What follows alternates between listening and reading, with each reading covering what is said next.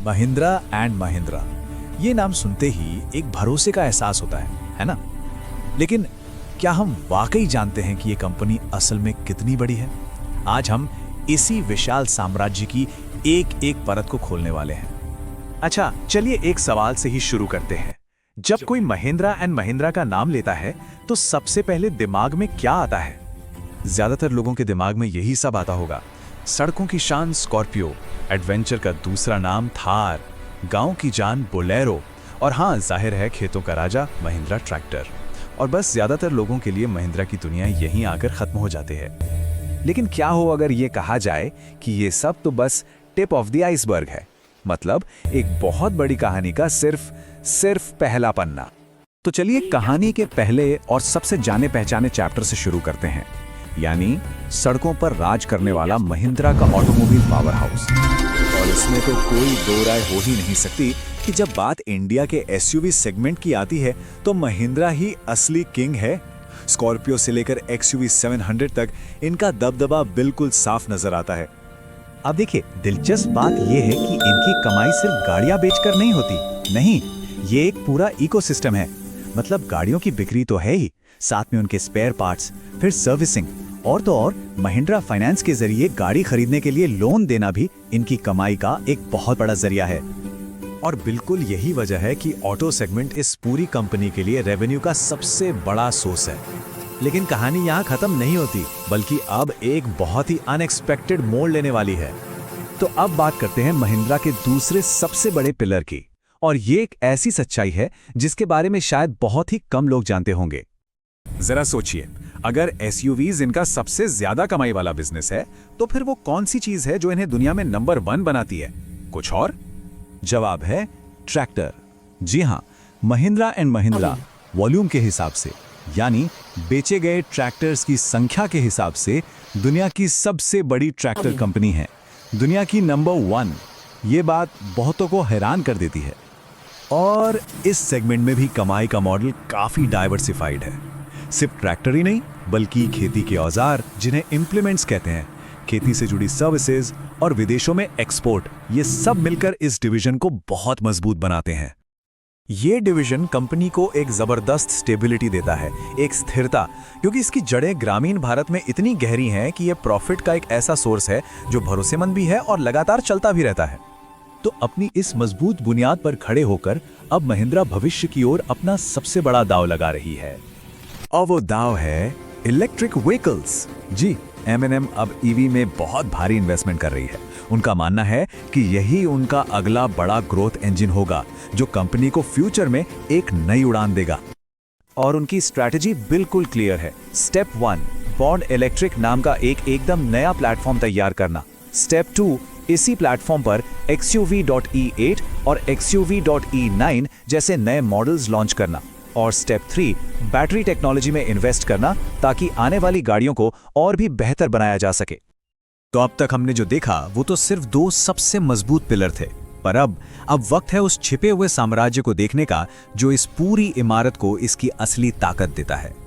सच तो ये है कि ये कारें और ट्रैक्टर, ये तो बस एक बहुत बड़े बिजनेस एम्पायर का वो चेहरा है जो हमें दिखता है। असलियत में ये साम्राज्य 70 से भी ज्यादा देशों में फैला हुआ है। जरा इस पर नजर डालिए। टेक महिंद्रा आईटी से स्टेबिलिटी और टेक्नोलॉजी देती है। महिंद्रा लॉजिस्टिक्स पूरे ऑपरेशंस को सपोर्ट करती है। Mahindra life space real estate से रेवेन्यू को डाइवर्सिफाई करती हैं।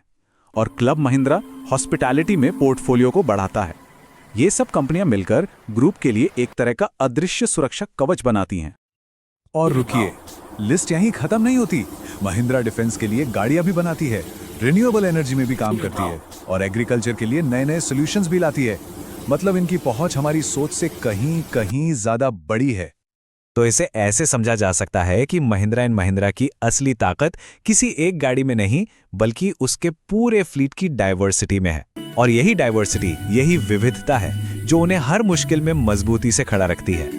तो आखिर में सवाल यही उठता है कि जैसे जैसे महिंद्रा इलेक्ट्रिक फ्यूचर की तरफ बढ़ रही है, उसके इस छिपे हुए साम्राज्य का कौन सा हिस्सा उसे अगली बार डिफाइन करेगा? ये एक ऐसा सवाल है जिसका जवाब हमें आने वाले वक्त में ही मिलेगा। सोचिए, एक ऐसी कंपनी के बारे में जिसने अपने शुरुआती निवेशकों के पैसे को 5000% से भी ज्यादा बढ़ा दिया हो। जी हाँ, आज हम महिंद्रा एंड महिंद्रा की सफलता के पीछे की कहानी और उसके भविष्य की संभावनाओं को जरा गहराई से समझने की कोशिश करेंगे। तो चलिए सीधे मुद्दे पर आते हैं। स्क्रीन पर जो ये नंबर दिख रहा है ना, 5000% से भी ज्यादा, ये महिंद्रा एंड महिंद्रा का अपने शुरुआती निवेशकों को दिया गया रिटर्न है। सच कहूं तो ये आंकड़ा अपने आप में एक पूरी कहानी बयां करता है। पर सवाल यह है कि कोई भी कंपनी इतने लंबे समय तक ऐसा शानदार प्रदर्शन आखिर कैसे कर सकती है। आइए इसी सवाल का जवाब ढूंढते हैं। देखिए, किसी भी कंपनी के भविष्य को समझने के लिए ना उसके अतीत को देखना बहुत जरूरी होता है। तो सबसे पहले हम महिंद्रा की शानदार विरासत और उसके इस लंबे सफर पर एक नजर डालते हैं। जरा इस सफर पे गौर कीजिए। 1956 में जब ये बॉम्बे स्टॉक एक्सचेंज पर लिस्ट हुई थी तो इसकी कीमत महज 10 से 12 रुपए के आसपास थी, और आज ये उन निवेशकों के लिए एक जबरदस्त मल्टीबैगर साबित हुई है। ये लंबी और स्थिर यात्रा ही इसकी असली बुनियाद है। ठीक है, इतिहास तो शानदार है, पर कोई भी बड़ी इमारत हमेशा एक मजबूत नींव पर ही खड़ी होती है ना? तो चलिए देखते हैं कि महिंद्रा एंड महिंद्रा की फाइनेंशियल नींव आखिर कितनी मजबूत है, जो इसकी सफलता का एक मुख्य कारण रही है। तो इसकी नींव में आखिर है क्या?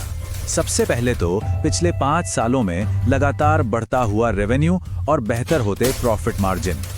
इससे भी ज्यादा जरूरी बात यह है कि कंपनी ने अपने कर्ज को काफी हद तक कम किया है, जो कि एक बहुत ही पॉजिटिव साइन है। और जाहिर है इनकी एसयूवीज और ट्रैक्टर्स की जबरदस्त मांग ने इस ग्रोथ को और भी मजबूती दी है।